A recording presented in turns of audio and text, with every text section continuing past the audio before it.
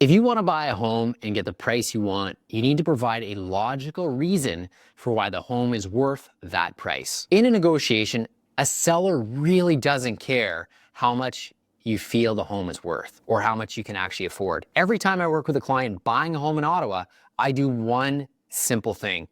It is using recently sold data. This seems completely obvious, but you'd be surprised how rarely this actually happens. Here's what I mean. You see a home that's listed for, say, $600,000. What a buyer thinks is, what can I get this house for? Maybe $570,000? But that's not based on any concrete data or evidence. This is just an idea they have of what they think they can buy it for. See, what you really need to do is you need to look at what is actually sold to confirm whether $600,000 is fair market value or if it's overpriced. This may seem like standard practice. This is essentially what everyone does at time of offer preparation, but where they miss is they don't use that document, that sold data, as part of their negotiation when they're going up against a seller. They look at the sold data and they justify in their mind what they feel the property is worth. They draft the offer and then just submit the offer. They're missing putting forth that comparison to justify their price.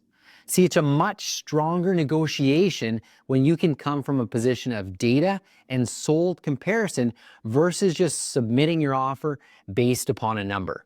It strips away all of the emotion. The seller will then know as a buyer that you're serious. You're coming from a position of facts, stripping away all of that feeling and just choice that you may have as a buyer. See, a buyer only wants to pay what they feel it's worth, and a seller only wants to sell it for what they feel it's worth. But what a seller feels it's worth and a buyer feels it's worth are usually on two different planets. So how we find that middle ground is we use a neutral party, i.e. the sold data.